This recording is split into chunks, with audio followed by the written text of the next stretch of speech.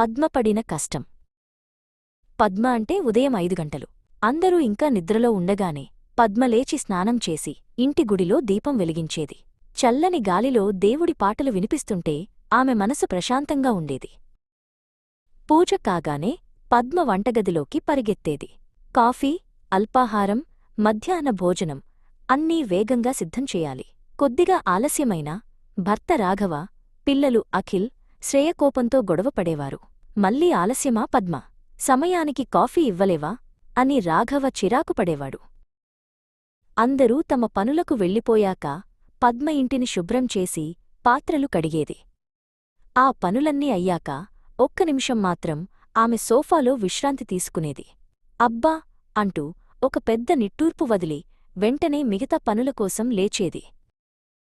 సాయంత్రం అలసిపోయి పద్మ వంటింట్లో నిలబడలేకపోయేది. ఈరోజు చాలా అలసిపోయాను అని చెబితే రాఘవ నవ్వి, ఏం పని చేశావని? రోజంతా ఇంట్లోనే ఖాళీగా కూర్చుంటావు కదా అనేవాడు. అఖిల్, శ్రేయ కూడా తండ్రి మాటలకు తల ఊపేవారు. ఒకరోజు పద్మ అత్తగారు సావిత్రి గ్రామం నుండి ఫోన్ చేసింది. గ్రామంలో పెద్ద ఫంక్షనుంది పద్మ, నువ్వు 5 రోజుల ముందే వచ్చేయాలి సహాయం కోసం అంది. పద్మ మనసులో సంతోషపడింది.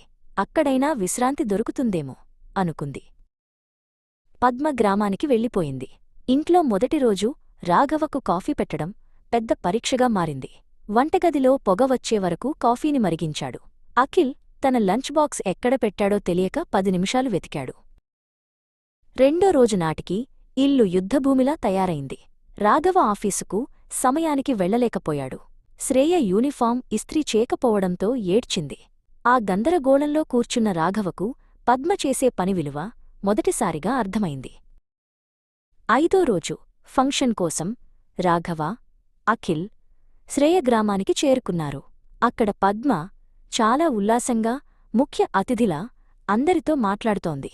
గ్రామస్థులు ఆమెను పొగుడుతూ, పద్మమ్మ లేకపోతే ఈ ఫంక్షన్ ఇంత బాగా జరిగేది కాదు అన్నారు. రాఘవ, అఖిల్, శ్రేయ సిగ్గుపడ్డారు. పద్మ అందరికోసం ఇంత చేస్తుంటే తాము ఆమెను ఎంత బాధపెట్టామని అనుకున్నారు. రాఘవ పద్మ దగ్గరికి వచ్చి, పద్మ, మమ్మల్ని క్షమించు, నీ కష్టాన్ని మేము అర్థం చేసుకోలేదు అని అన్నాడు. అప్పుడు సావిత్రి, అత్తగారు వచ్చి, ఇంటి పనులు త్యాగం కాదు, గౌరవించదగిన బాధ్యత, దాన్ని పంచుకోవాలి అని వారికి బుద్ధి చెప్పింది. కుటుంబం ఇంటికి తిరిగి వచ్చింది. కాని వారు పూర్తిగా మారిపోయారు. రాఘవ కాఫీ చేయడం నేర్చుకున్నాడు. అఖిల్ గదిని శుభ్రం చేయడంలో సహాయం చేశాడు. శ్రేయ టేబుల్ సర్దడం మొదలుపెట్టింది. అప్పటినుండి ఆ ఇంట్లో ఒకరికొకరు సహాయం చేసుకుంటూ సంతోషంగా ఉన్నారు.